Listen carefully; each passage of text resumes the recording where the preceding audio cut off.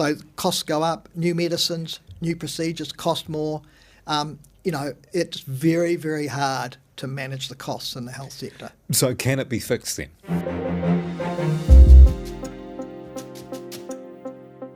So Brent, what's the government saying about this? Well, the government's saying it's getting really worried about Health New Zealand, that it's come into government and then, a few months in, it put in place a Crown Observer after a few weeks because it had some worries, but from that process by about March or April or so, it's starting to hear, and the organisation's coming back and saying it's losing $130 million a month, and that by the end of the financial year we're in now, it will face a deficit of $1.4 billion. So government says that's not good enough, so get rid of the board, although most of the board members had left anyway.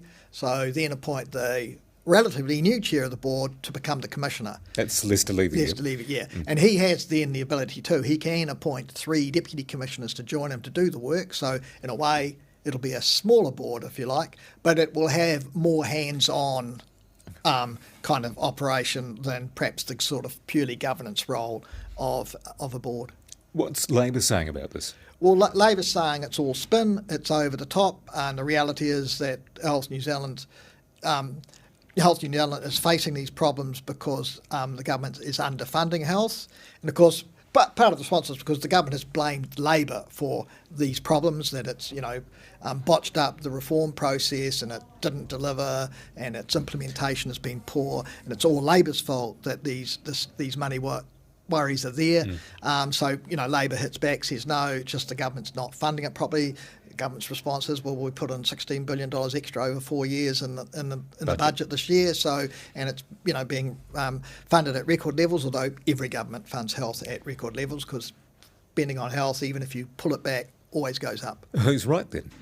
Look, a bit of both. I mean, there are clearly some problems with Health New Zealand and the reform process, and they were highlighted by the Office of the Auditor General, raising concerns about how perhaps there wasn't enough visibility around the financial performance or actually the health performance of the organisation. More work needed to be done there.